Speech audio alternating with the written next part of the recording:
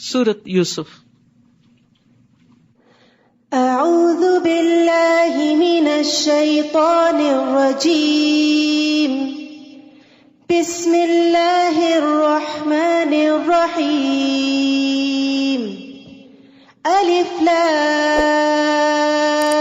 را، تلک آیات الکتاب المبین، انا انزلناہ قرآنا عربیا لعلکم تعقلون، نحن نقص عليك أحسن القصص بما أوحينا إليك هذا القرآن وإن كنت من قبله لمن الغافلين۔ شروع کرتی ہوں اللہ کے نام سے جو بے انتہا مہربان نہایت رحم فرمانے والا ہے۔ الف لام را، یہ اس کتاب کی آیات ہیں جو ہر بات وضاحت سے بیان کرتی ہے۔ ہم نے قرآن کو عربی زبان میں اس لیے نازل کیا ہے تاکہ تم اسے سمجھو، یعنی عربی ہی اس کا بوجھ اٹھا سکتی تھی، اسی کے اندر اتنی وسعت تھی کہ ان معنوں کو بیان کر سکے جو بندوں کی سمجھ کے لیے ضروری ہیں۔ اے نبی صلی اللہ علیہ وسلم، ہم اس قرآن کو آپ کی طرف وحی کر کے ایک بڑا اچھا قصہ آپ سے بیان کرتے ہیں، اگرچہ اس سے پیشتر آپ اس سے بے خبر تھے، یعنی نبی صلی اللہ علیہ وسلم کے علم میں یہ کہانی نہیں تھی۔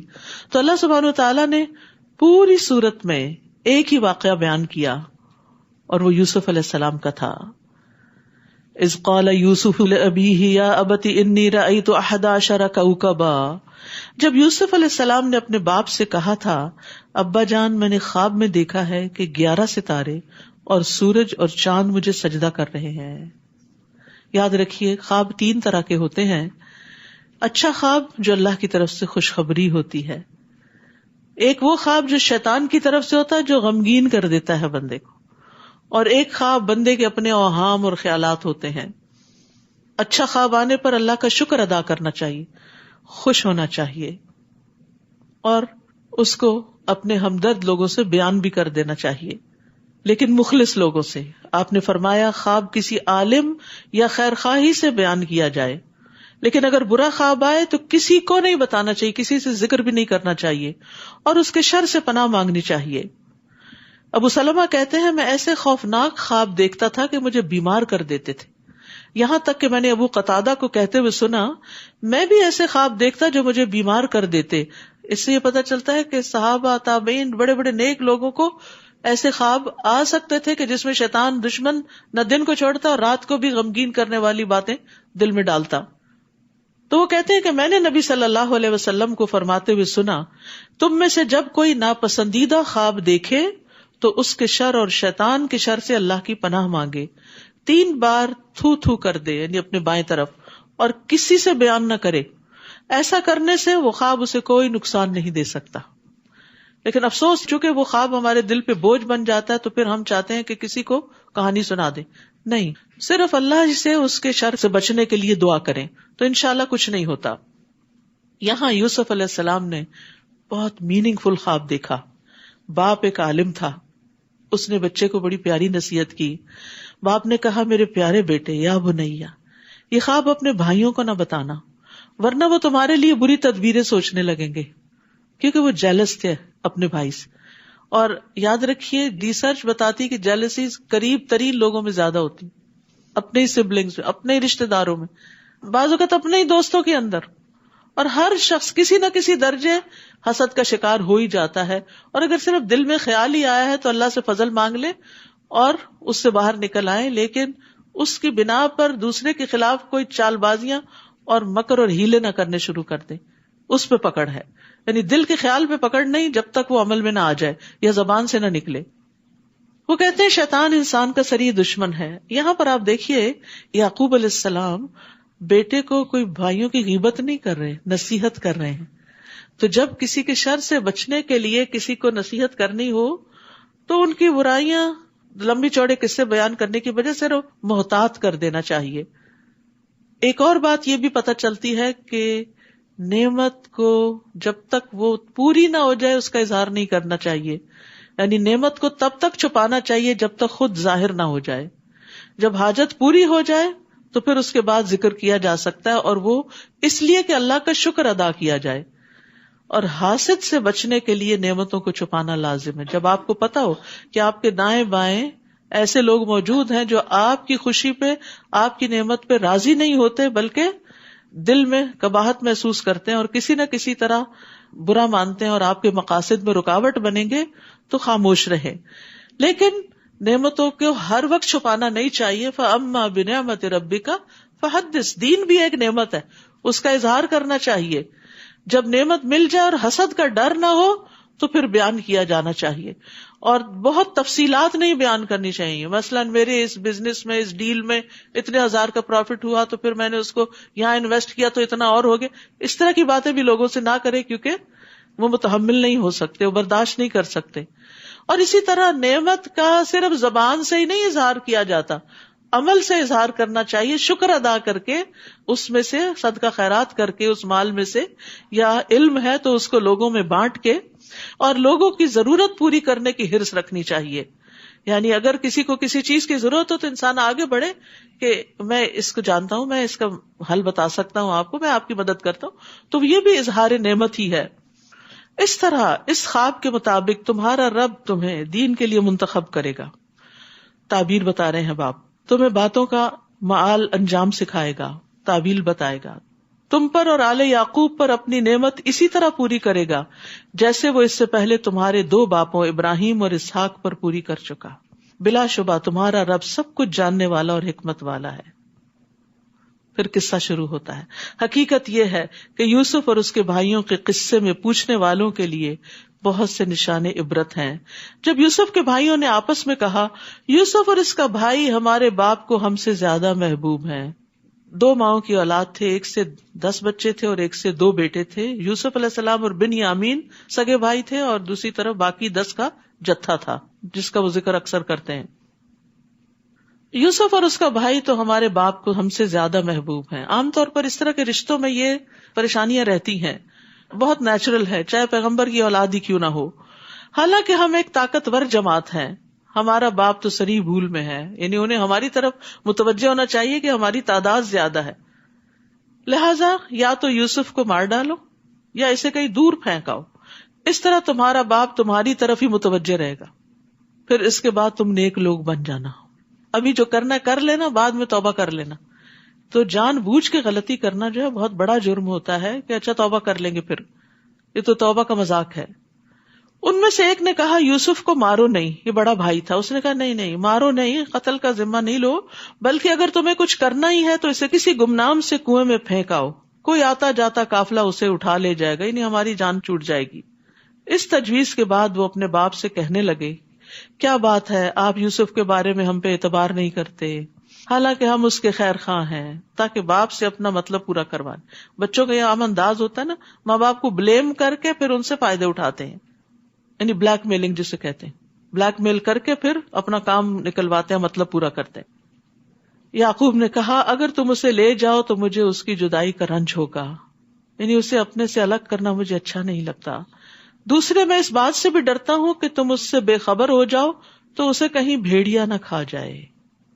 وہ کہنے لگے، ہم ایک طاقتور جماعت ہیں. اپنی طاقت کا بڑا زوم تھا.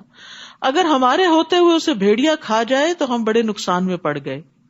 چنانچہ وہ یوسف کو لے گئے اور اس بات پر اتفاق کر لیا کہ اسے کسی گمنام کنویں میں ڈال دیں گے. اس وقت ہم نے یوسف کو وحی کی، ایک وقت آئے گا جب تم اپنے بھائیوں کو ان کی یہ حرکت جتلاؤ گے. یوسف علیہ السلام کو تسلی دے دی گئی اس حال میں کہ وہ تمہارے متعلق کچھ نہ جانتے ہوں گے. اور وہ رات کو روتے پیٹتے اپنے باپ کے پاس آئے. کہنے لگے، ہم دوڑ کے مقابلے میں ایک دوسرے سے آگے بڑھتے گئے اور یوسف کو ہم نے اپنے سامان کے پاس چھوڑ دیا تھا، اتنے میں ایک بھیڑیا آیا اور اسے کھا گیا. اور آپ تو ہماری بات پہ یقین نہیں کریں گے، ہاں ہم سچے ہی کیوں نہ ہوں. اندر بلیک میلنگ. اور وہ یوسف کی قمیص پر جھوٹ موٹ کا خون بھی لگا کر لائے. یعقوب علیہ السلام نے کہا، بات یوں نہیں، بلکہ تم لوگوں نے ایک بری بات کو بنا سنوار لیا ہے. خیر، اب صبر ہی بہتر ہے، اور جو کچھ تم بیان کرتے ہو اس کے متعلق اللہ ہی سے مدد چاہتا ہوں. سبحان اللہ، کیا ری ایکشن تھا، اتنی بڑی بات ہو گئی. اب یہ رائولری ہے نا، اولاد کے درمیان جیلسی، اولاد ایک دوسرے کے خلاف ہے. تو جب گھر میں مسائل ہوتے ہیں نا تو بہت سی چیزوں سے اعراض برتنا پڑتا ہے. یہ معلوم ہوتے ہوئے کہ بچے قصوروار ہیں، بعض اوقات نظر انداز کر دیا کریں، ہر چیز کے پیچھے نہ پڑ جایا کریں. نہیں مجھے پتا ہے، میں نے پتا کر لیا، میں نے فلاں تمہارے دوست سے پتا کر لیا تم رات کہاں تھے. ساری حیا ہی اٹھ گئی. اور بچے کو پتا چل، ماں باپ کو پتا ہے، اب سو واٹ، ہو کیئرس، اب تو میں کھلے دل سے کروں گا جو کرنا ہے. پردہ ڈالا کریں اور حکمت کے ساتھ غلطیوں پر، یعنی جو غلطی وہ کر رہے ہیں یہ کہنے کی وجہ تم یہ کر یہ چھوڑ دیں، اس غلطی کے نقصان بتانا شروع کر دیا کریں بغیر اس کو بلیم کیے، اس کی طرف پوائنٹ آؤٹ کیے کہ تم میں ہے یہ بتایا کریں کہ اس طرح کی برائی کا نقصان کیا ہوتا ہے. پھر آپ دیکھیے کہ یعقوب علیہ السلام اپنے غم اور دکھ کی بات کہتے ہیں میں اللہ سے مدد لوں گا، اللہ کے سوا کسی سے شکوہ نہیں کرنا چاہیے. تو صبر جمیل، صبر جمیل وہ صبر ہوتا ہے جس میں شکوے شکایتیں نہیں ہوتی، ہر ایک کو کہانی نہیں سنائی جاتی اپنے غموں کی. 3 باتیں صبر میں سے ہیں. امام سوری نے کہا اپنی تکلیف کو بیان نہ کرنا، اپنی مصیبت کا ذکر نہ کرنا، اور نہ ہی اپنے آپ کو پاک قرار دینا. یہاں ایک اور بات بھی ہے کہ جب ہم اپنے منہ سے بعض اوقات کوئی ایسی بات نکال دیتے ہیں نا تو دوسرے اس کو پکڑ لیتے ہیں اور پھر وہ اسی کو ہی یوز کرتے. یعقوب علیہ السلام نے اپنے خدشے کا اظہار کر دیا، بچوں نے وہی پکڑ لیا اور اسی کا ہی بہانہ بنا کے آ کے وہی جھوٹ بول دیا کہ بھیڑیا کھا گیا. حالانکہ قمیص لے آئے خون لگا کے جھوٹ موٹ کا، تو قمیص نہیں پھٹی اور اس میں سے نکال کے اس نے کھا لیا اندر سے. اسی لیے یعقوب علیہ السلام کو سمجھ آئی کہ بات یہ نہیں، معاملہ کچھ اور ہے. اچھا ان سے تفتیش بھی نہیں کی، پیچھے بھی نہیں پڑے کہ بتاؤ مجھے، کوئی مار پٹائی نہیں، کوئی تانا نہ تشنی نہیں، کچھ نہیں. جوان بیٹے ہیں، کیا کیا جا سکتا ہے، صبر جمیل ہی ہے. تو اولاد کی تربیت میں چاہے وہ چھوٹے ہوں یا بڑے، صبر جمیل ہی کام آتا ہے. پھر ایک قافلہ آیا جس نے اپنے پانی لانے والے کو پانی کی تلاش میں بھیجا. اس نے اس کنویں میں اپنا ڈول لٹکایا تو بول اٹھا، بڑی خوشی کی بات ہے، یہاں تو ایک لڑکا ہے. چنانچہ انہوں نے اسے بکاؤ مال سمجھ کے چھپا لیا، اور جو کچھ وہ کر رہے تھے اللہ اسے خوب جانتا تھا.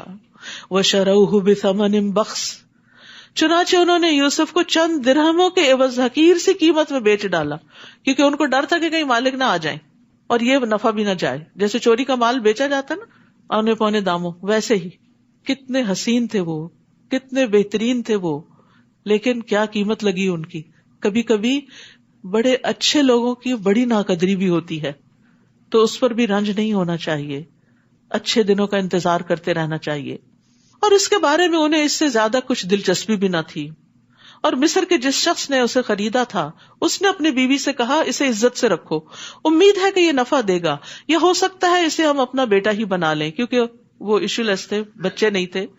اس طرح ہم نے یوسف کو اس سرزمین میں قدم جمانے کا موقع فراہم کر دیا. بظاہر تکلیف تھی، گھر سے دوری تھی، لیکن ایک ترقی یافتہ ملک میں سیکھنے کے چانسز بہت تھے. اللہ تعالیٰ انہیں کچھ اور مقام دینا چاہتے تھے جس کے لیے تربیت فلسطین کے گاؤں میں نہیں ہو سکتی تھی. اب بظاہر حالات تکلیف دہ تھے، لیکن اللہ تعالیٰ کہیں اور پہنچا رہا تھا. غرض یہ تھی، یعنی یہ سب کچھ کیوں ہوا کہ ہم اسے باتوں کی تعویل سکھا دیں. تجربات انسان کو بہت کچھ سکھا دیتے، میچور کر دیتے. آزمائشیں انسان کو وقت سے پہلے پختہ کر دیتی ہیں. بھٹی میں تپ جاتا ہے انسان اور پک جاتا ہے، اور اللہ اپنے حکم نافذ کرنے پر غالب ہے. لیکن اکثر لوگ یہ بات نہیں جانتے.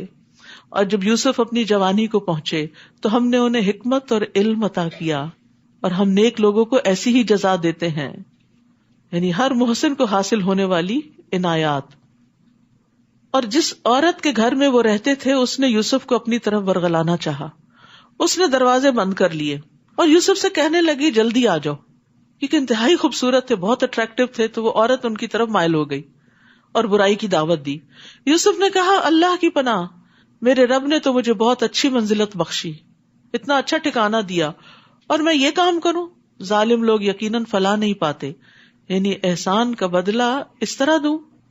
نبی صلی اللہ علیہ وسلم نے فرمایا میں نے اپنے بعد مردوں پر کوئی فتنہ عورتوں سے زیادہ نقصان دینے والا نہیں چھوڑا. یعنی بعض عورتیں مردوں کو برائی کی طرف دعوت دیتی ہیں، بعض اوقات لباس کے ذریعے، بعض اوقات اپنے انداز کے ذریعے. تو یہ ایک بہت بڑے فتنے کی بات ہوتی ہے جس کے لیے مرد کو غض بصر کے لیے کہا گیا ہے. چنانچہ اس عورت نے یوسف کا قصد کیا، اور وہ بھی اس کا قصد کر لیتے اگر اپنے رب کی برہان نہ دیکھ لیتے. یہ رب نے بچایا انہیں. اس طرح ہم نے انہیں اس برائی اور بے حیائی سے بچا لیا. یوسف پاک دامن رہے کیونکہ وہ ہمارے مخلص بندوں میں سے تھے. سبحان اللہ. اخلاص کی وجہ سے انسان شیطان کے قابو میں آنے سے بچ جاتا ہے. تو اپنے اندر نیت کا، ارادوں کا، نیکی کا خلوص پیدا کریں. واستبق الباب، پھر وہ دونوں دروازے کی طرف لپکے. اس عورت نے یوسف کو پیچھے سے کھینچ کر ان کی قمیص پھاڑ ڈالی، یعنی وہ چاہتی تھی کہ ان سے برا کام کر ہی ڈالے، تو پیچھے دوڑی. دروازہ کھلا تو انہوں نے عورت کے خاوند کو دروازے کے پاس کھڑا پایا. پینترا بدل لیا. کہنے لگی، جو شخص تیری بیوی سے برا ارادہ رکھتا اس کا بدلہ اس کے سوا کیا ہو سکتا ہے کہ یا تو اسے قید کر دیا جائے یا اسے دردناک سزا دی جائے. یہ ہوتی ہے وہ محبت جس کو لسٹ کہتے ہیں، جس میں صرف اپنے جذبات کی تسکین مقصود ہوتی ہے اور دوسرے کو اعلی کار بنایا جاتا ہے، اور جب مطلب پورا نہ ہو تو الزام تراشی کر دی جاتی ہے. تو اللہ تعالیٰ ایسے لوگوں سے بھی بچائے جو محبت کے اظہار کے روپ میں بہروپیے ہوتے ہیں اور انتہائی نقصان دینے والے. کیونکہ کئی دفعہ ایسا ہوتا ہے نا، بعض اوقات معصوم لڑکیاں ایسے مردوں کے چنگل میں پھنس جاتی ہیں ان کی چکنی چپڑی باتوں سے. انہوں نے ان سے نہ شادی کرنی ہوتی ہے، نہ انہیں بسانا ہوتا ہے، نہ انہیں عزت دینی ہوتی ہے، نہ ان کی ذمہ داری لینی ہوتی ہے. صرف ان سے اپنی وقتی حرص اور تسکین مطلوب ہوتی ہے، اور وہ ان کی پیار بھری چکنی چپڑی باتوں کی وجہ سے اپنی ساری عزت عصمت لٹا بیٹھتی ہیں. تو عورت کو اللہ کے بھروسے پر اتنا اسٹرانگ ہونا چاہیے کہ وہ ایسے دھوکہ دینے والے بھیڑیوں کے دھوکے میں نہ آئے اور خود کو فتنوں پہ پیش نہ کرے، ایسی جگہوں پہ نہ جائے، ایسے لوگوں سے نہ ملے کہ جو اس کو ذلیل کر کے رکھ دیں، کیونکہ برائی کا انجام برا ہی ہوتا ہے. یوسف علیہ السلام نے کہا، بات یوں نہیں، بلکہ اس نے مجھے اپنی طرف برگلانا چاہا تھا. اور اس کے خاندان میں سے ایک گواہ نے قرائن کی بنا پہ شہادت دیتے ہوئے کہا، اگر یوسف کی قمیص آگے سے پھٹی ہے تو عورت سچی ہے. یعنی وہ اس پہ حملہ آور ہو رہے تھے تو عورت نے اس کا گریبان پھاڑ دیا، اور یوسف جھوٹا ہے. اور اگر اس کی قمیص پیچھے سے پھٹی ہے تو عورت جھوٹی، یوسف سچا ہے کہ عورت نے اس کو اپنی طرف کھینچا. پھر جب عورت کے خاوند عزیز مصر نے یوسف کی قمیص دیکھی تو وہ پیچھے سے پھٹی ہوئی تھی. یہ دیکھ کر وہ اپنی بیوی سے کہنے لگا، یہ تو تم عورتوں کا ایک چلتر ہے، واقعی تمہاری مکاریاں بڑی خطرناک ہوتی ہیں، تمہاری چالیں بڑی خطرناک ہوتی ہیں. یہ عزیز مصر کا قول ہے جو اس نے اپنی بیوی کو کہا. لیکن بعض مرد کتنے عاجز ہوتے ہیں اپنی بیویوں کے سامنے کہ جانتے بوجھتے کہ وہ برا کام کر رہی کچھ کہہ بھی نہیں سکتے. پھر یوسف سے کہا، اس بات کو جانے دو، اور اپنی بیوی سے کہا، تم اپنے گناہ کی معافی مانگو، سوری کر لو، بلا شبہ تو ہی خطا کار ہے. اور شہر کی عورتیں آپس میں چرچا کرنے لگیں کہ یہ عزیز مصر کی بیوی ہے اور ایک غلام کے پیچھے پڑ گئی ہے، اگر عشق لڑانا ہی تھا تو کسی بڑے انسان سے کرتی. وہ چرچا کرنے لگی کہ عزیز مصر کی بیوی زلیخا اپنے نوجوان غلام کو اپنی طرف ورگلانا چاہتی ہے اور اس کی محبت اس کے دل میں گھر کر چکی ہے. ہم تو اسے واضح طور پر گمراہی میں مبتلا دیکھ رہے ہیں. اس محبت کو انہوں نے گمراہی قرار دیا. جب اس زلیخا نے ان کی مکارانہ باتیں سنی تو انہیں بلاوا بھیج دیا، پارٹی ارینج کر لی اور ان کے لیے ایک تکیہ دار مجلس سے ضیافت تیار کی کہ آئیں، ریلیکس کریں، بیٹھیں، باتیں کریں. اور ہر عورت کے سامنے ایک ایک چھری رکھ دی، یعنی پھل کاٹنے کے لیے، اور یوسف سے کہا، تم ان کے سامنے نکل آؤ. جب ان عورتوں نے یوسف کو دیکھا تو حسن میں فائق تر سمجھا اور پھل کاٹتے کاٹتے اپنے ہاتھ کاٹ ڈالے اور بے ساختہ پکار اٹھی، یہ انسان نہیں، یہ تو کوئی بزرگ فرشتہ ہے. زلیخا کہنے لگی، یہ ہے وہ شخص جس کے بارے میں تم نے مجھے ملامت کی تھی کہ میں اس کے حسن یا اس کے محبت میں گرفتار ہو گئی ہوں. بے شک میں نے ہی اسے اپنی طرف مائل کرنے کی کوشش کی. استغفر اللہ. یعنی کتنی بے باکی کے ساتھ اپنے جرم کا اعتراف ہو رہا ہے اور برائی کو خوبصورت بنا کے پیش کیا جا رہا ہے، اپنے آپ کو جسٹیفائی کیا جا رہا ہے. مگر وہ بچ نکلا، وہ میرے ہاتھ نہیں آیا، اور اب بھی اگر اس نے میرا کہنا نہ مانا تو اسے قید کر دیا جائے گا اور وہ ذلیل ہو جائے گا. یہاں پھر ایک یعنی قید کا لفظ بول دیا گیا اور پھر نتیجے میں پھر قید سامنے آ گئی. تو ہمیشہ منہ سے اچھے لفظ ہی نکالیں. بعض اوقات انسان کہتا ہے یہ نہیں کرو گے تو یہ ہو جائے گا، اور وہ وہی ہو جاتا ہے. یوسف نے کہا، اے میرے رب، جس چیز کی طرف مجھے یہ بلا رہی ہیں اس سے تو مجھے قید ہی زیادہ پسند ہے، اور اگر تو نے ان کے مکر کو مجھ سے دور نہ رکھا تو میں ان کی طرف جھک جاؤں گا اور جاہلوں میں سے ہو جاؤں گا. تو یوسف علیہ السلام نے گناہوں اور نافرمانیوں کے مقابلے میں جیل اور مصیبت کو اختیار کر لیا. سبحان اللہ، کتنی بڑی بات تھی. اور اللہ تعالیٰ سے دعا کی کہ ان کے دل کو دین پہ جما دے اور اپنی اطاعت کی طرف پھیرے رکھے. اگرچہ ان کا ایمان پہاڑوں برابر تھا لیکن پھر بھی دعا. تو کبھی یہ نہ کہیں نہیں میں بہت اسٹرانگ ہوں، مجھ پہ کوئی اثر نہیں ہوتا، مجھ پہ ماحول اثر نہیں کرتا. نہیں، اللہ کی توفیق سے ہی انسان گناہوں سے بچ سکتا ہے. چنانچہ اس کے رب نے یوسف کی دعا قبول کر لی اور عورتوں کے مکر کو یوسف سے دور رکھا. بے شک وہ سب کچھ سننے والا جاننے والا ہے. تو کئی دلائل مل جانے کے بعد بھی ان لوگوں نے یہی مناسب سمجھا کہ یوسف کچھ مدت کے لیے جیل میں ڈال دیا جائے، کیونکہ اب ایک نہیں ساری عورتیں اس کی محبت میں گرفتار ہو گئی. اب فتنہ اور زیادہ پھیل گیا. یوسف کے ساتھ 2 اور نوجوان بھی قید خانے میں داخل ہوئے. ان میں سے ایک نے کہا میں نے خواب دیکھا کہ میں شراب نچوڑ رہا ہوں، اور دوسرے نے کہا میں نے یہ خواب دیکھا ہے کہ میں نے سر پہ روٹیاں اٹھائی ہوئی ہیں جنہیں پرندے کھا رہے ہیں. دونوں کہنے لگے ہمیں اس کی تعبیر بتائیے، ہم دیکھتے ہیں آپ ایک نیک آدمی ہیں. سبحان اللہ، انا نراک من المحسنین. یوسف علیہ السلام نے کہا جو کھانا تمہیں یہاں ملا کرتا ہے اس کے آنے سے پہلے پہلے میں تمہیں ان خوابوں کی تعبیر بتا دوں گا. یہ ایسا علم ہے جو میرے رب نے مجھے سکھلایا ہے. علم کی نسبت اللہ کی طرف کی. ہم کیا کرتے ہیں، بڑی محنت کی تھی میں نے اس ڈگری کے لیے. میں نے ان لوگوں کا دین چھوڑ دیا ہے جو اللہ پر ایمان نہیں لاتے اور آخرت کے بھی منکر ہیں. یاد رکھیے واعظ و نصیحت میں دوسرے کو بور نہیں کرنا چاہیے، مختصر ہونی چاہیے، محدود مدت کے لیے اس کی ٹائم لمٹ ہونی چاہیے. 1 بجے ختم ہو جائے گی کلاس، تاکہ سب کو پتا ہو کہ اس دیر کے بعد جان چھوٹ جائے گی. ورنہ کیا ہوتا ہے، جو لوگ ٹائم کی پابندی نہیں کرتے، دیر سے شروع کرتے ہیں اور پھر لمبا لے جاتے ہیں، وہ دوسروں کو دین سے، علم سے، مجلسوں سے بھگا دیتے ہیں. پھر کہتے ہیں لوگ نہیں آتے، لوگ خراب ہیں. اپنی خرابی بھول جاتے ہیں اور دوسروں کو بلیم کرتے ہیں. ابن مسعود کہتے ہیں نبی صلی اللہ علیہ وسلم نے ہمیں نصیحت کرنے کے لیے کچھ دن مقرر کر دیے تھے اس ڈر سے کہ ہم اکتا نہ جائیں. اور اسی طرح آپ نے فرمایا آدمی کا لمبی نماز اور مختصر خطبہ اس کی سمجھداری کی علامت ہے، بس نماز لمبی کرو اور خطبہ مختصر کیا کرو. واتبعت ملت آبائی ابراہیم و اسحاق و یعقوب. اب تبلیغ کرتے ہیں اور کتنے خوبصورت انداز میں توحید کی دعوت دیتے ہیں. تو لوگوں کے دین کی بجائے میں نے اپنے آباء و اجداد ابراہیم، اسحاق اور یعقوب کا دین اختیار کیا ہے. ہمارے لیے یہ مناسب نہیں کہ ہم کسی غیر اللہ کو اللہ کا شریک بنائیں. ہم پر اور تمام انسانوں پر یہ اللہ کا فضل ہے، نہیں ہم شرک نہیں کرتے، لیکن اکثر لوگ اس نعمت کا شکر ادا نہیں کرتے.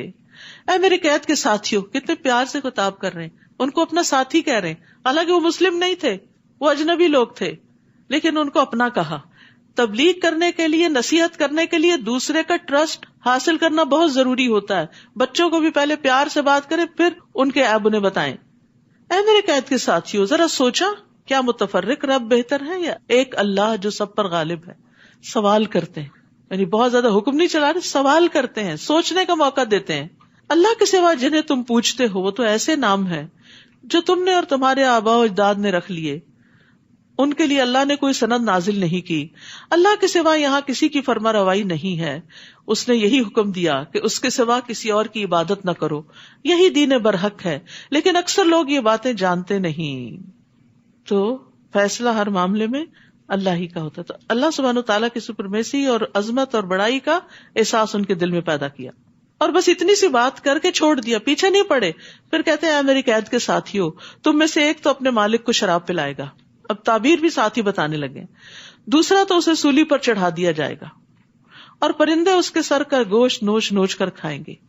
جن باتوں کی حقیقت تم پوچھ رہے تھے ان کا فیصلہ ہو چکا.